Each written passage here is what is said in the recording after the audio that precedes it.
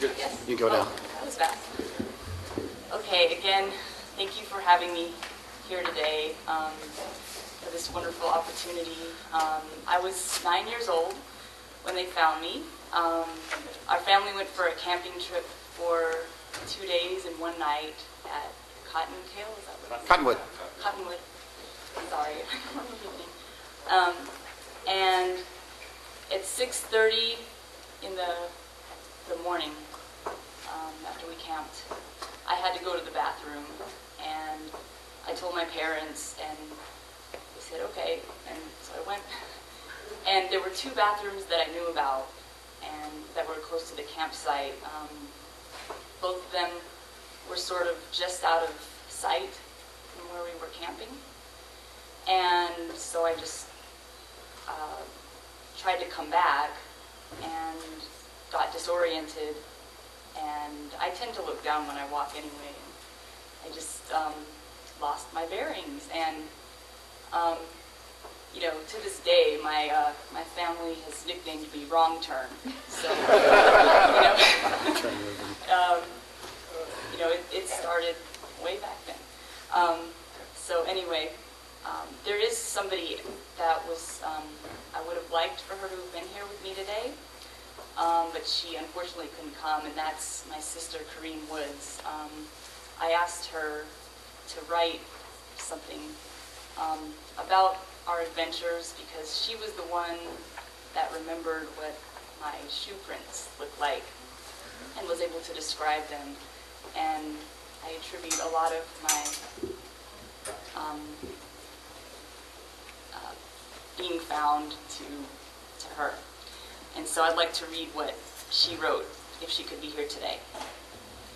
It was supposed to be a fairly normal weekend in my 8th grade life. My family and I headed up to Joshua Tree National Monument for 2 days and 1 night camping. Because my sister Marla tended to get car sick, I sat in the rear of our family station wagon. This was back in the days before everyone in the car had to wear a seatbelt. I grew up with a strong creative streak, with an appreciation for colors, shapes, and patterns. And on the drive to the desert, I made an idle observation that was to help save a life that weekend. I noticed the pattern on my sister's sneakers when she had her legs crossed. I still remember it to this day, rows of triangles with every other triangle inverted. A pleasant Saturday passed without incident. No snake bites, sudden illnesses, heat stroke, or family arguments. We bedded in 2 tents, the larger one with Mom, Dad, and Marla. My brother and I took the smaller one. At around 7:30 or 8 o'clock the next morning, Dad popped his head into our tent to see if Marla was in there. We replied that we hadn't seen her that morning. We casually searched the campsite, then began calling her name out loud and enlisted the help of the other campers. All we could determine was that she got up around 6:30 to use the bathroom, and nobody had seen her since then. It slowly but frighteningly became apparent that Marla was nowhere in the campsite or within eyesight. She was gone. We notified the park rangers, and they quickly began to gather as much information as possible. The most probable circumstance was that she got disoriented after using the restroom and wandered off into the desert. The rangers promptly searched around the campsite to see if they could find her nearby, huddled and frightened but alive. Another horrible possibility was that she had been kidnapped. To cover this option, the rangers set up a search of all vehicles leaving the park. The rest of the morning and midday consisted mainly of bursts of activity in between long periods of waiting. Although the rangers told him to remain at the camp, my father grabbed my brother and went out searching. With adrenaline bolstering his strength, he ran up and down the dunes and cliffs, calling out Marla's name. My mother and I remained at the camp. I remember seeing my mother cry so hard, it scared me to see her breaking down like that, not in control. Her eyes were red, and she was beyond herself with terrible thoughts of how the day might end. At one point, she hysterically started to search all the trash dumpsters for Marla's body. My father and brother returned, not having found any signs. The park rangers did not find her in nearby surroundings and brought in trackers. They asked all kinds of questions about what she was wearing and what her shoe bottoms looked like. It took me a few moments to visualize the pattern, and I drew it for the trackers. At this point, we knew that Marla was nowhere nearby. We also knew that if she was in fact lost in the desert, we needed to find her before nightfall. The night would be cold enough to prove fatal for a child without survival skills. The trackers found her footprints leading away from the campsite, so they knew in what direction she started out. The rest of the story is blessedly happy. They kept searching, even brought in a helicopter, and found her in the early afternoon. She came back to the camp in a helicopter, and I cried from relief and utter joy to see her alive and healthy. The rangers gave me a small pin that says National Park Service that I've kept. I went to school the next day feeling changed, like I had briefly touched on the edge of a horrible tragedy. How can I express my deep, overwhelming gratitude to the Park Service for rescuing my sister? Thank you to all the rangers for acting immediately, taking the situation very seriously, and doing all that they could to find a child lost in the desert. These people saved lives, which is the noblest way of living that I can imagine.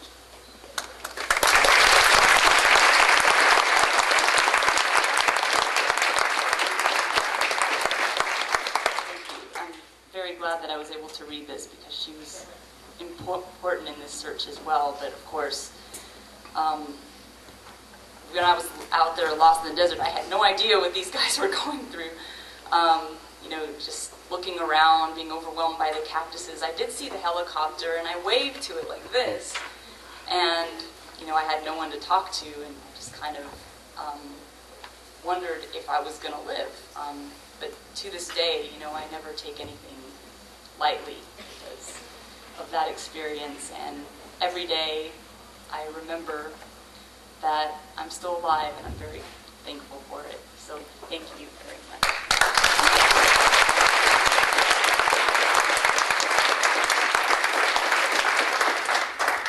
You remember me? Yes. Oh my gosh. And the way they shouted out my name, I thought they were a bunch of aunts and uncles that I didn't know about. Would you guys like to hear the story from the ranger perspective? Yes. I would. Why don't we sit down? I wrote this when, just after your recovery, as a matter of fact, and then you can play the nice song. Okay. This was what I wrote to my family after Marla was recovered. Have I got an adventure story for you? On Sunday, May 4th, 1986, Dale and I awoke as usual and proceeded with our 14-year ritual of pancakes and bacon Sunday breakfast. At about 9 a.m. in the middle of preparation, Dale announced that Becky was on the phone and that we had a rescue call. A 9-year-old girl was lost at Cottonwood Campground since 7:30 a.m., apparently after going to the bathroom. I immediately got on the phone with Becky. We arranged childcare so we could all respond to the emergency call, especially if you have a live person you're going for. With the kids settled at Becky's house, Dale and I proceeded to Cottonwood Search Base, and Becky went to headquarters to help with logistics. Dale and I were going to be assigned to a search detail since 1 month earlier we had attended a man-tracking seminar at China Lake, California. Of course, this one semester did not make us experts at tracking a lost individual, but we knew how to preserve evidence if found and how to proceed to follow a track. We first became interested in man-tracking after viewing a Mountain Rescue Association film where a boy was lost in Sierra Mountains and safely recovered. Dale's always been involved in rescue, water, rock, and vehicle, but I was never strong enough for the physical requirements. However, man-tracking is something you can do on the ground after learning specialized techniques with minimal physical stress. Getting back to Sunday, on the way in we noted any vehicles parked or that passed us in case we later discovered foul play was involved. The rangers were stopping campers and cars at the entrance to Cottonwood for inspection, so we breathed a sigh of relief. We arrived at Search Base approximately 12 o'clock. I had envisioned Search Base to be a flurry of activity, and I surely thought they would place Dale and I with an expert tracker. I was wrong on both counts. Search Base was Ranger Craig Patterson's house. There was one check-in woman, one radio person, one other ranger, Dale and I. Ranger Craig Patterson decided to send us alone on Eagle Mountain Road, which was a sandy dirt road about 10 feet wide. He said they really didn't think the girl went up this road and that they were concentrating their tracking teams in the northwest direction, and we would be going northeast. He just wanted the road checked out for about 6 miles. Then we're supposed to report and come back in. Craig didn't seem to want us to track, so I relaxed about not going with an expert. We obtained a description of what she was wearing, copied a print of her shoe bottom, and learned that her name was Marla Woods. In addition, this was the family's first trip to the desert, therefore no knowledge of desert survival. The mother was seated on a rock, head in hands, with a look of both worry and hope on her face. We were told the father was sent on Lost Palms Trail, a hike the family had taken 1 day earlier. Armed with maps, food, and a radio, as well as all our tracking gear, we set off on Eagle Mountain Road. We walked the sides of the road for about 45 minutes, and then in front of us was a high point. We climbed up, had some water, called out Marla's name, but no result.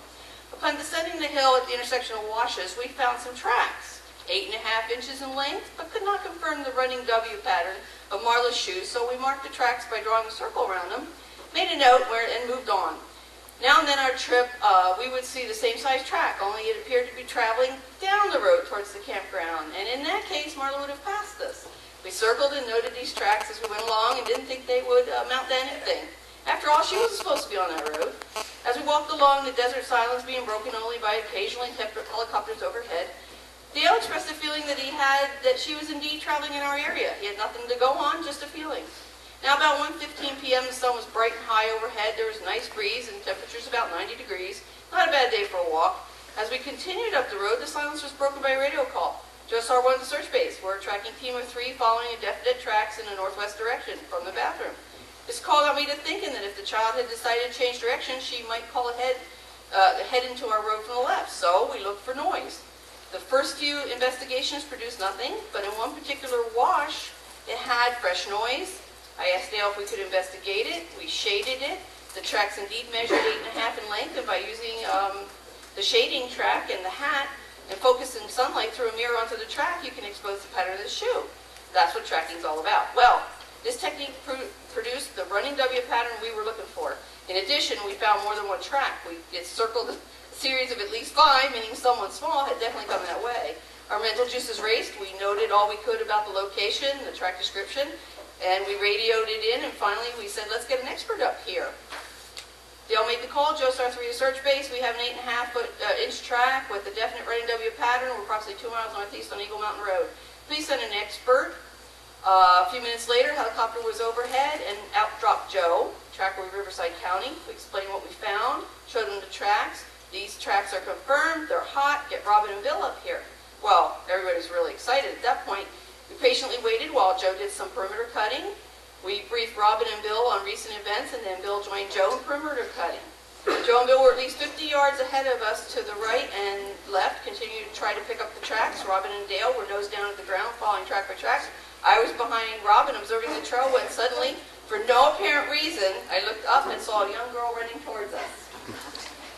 I called out Marla. At this point, Bill thought I was just generally calling out her name and thought that it was a good idea. Robin thought this was no time to be playing a practical joke. I repeated, "You are Marla Woods, aren't you?" A second later, the others looked up and saw I was indeed talking to the little girl we were in search of. Mere words are inadequate for the joy all 5 of us felt. We approached Marla slowly as not to scare her. She said, "This is the first time my family has visited the desert, and my parents are lost." Exactly. We laughed like you just laughed, and we said, "Yes, your parents are lost, and we know where they are, and it's okay. Is it okay if we take you to them?" She replied, "Do you know where my tent is and where there's a bathroom?" I told her yes, and that we would get a nice helicopter ride. She would get a nice helicopter ride to boot. She got some water, and Robin proceeded to make the radio call. JOSAR 1, the child is found and is all right. Joe escorted Marla to the helicopter and flew to search base with her. The rest of us jumped up and down, hugged each other, recounted the amazing events of the last 15 minutes. She was found approximately 2 p.m., 2 miles out in the desert from camp.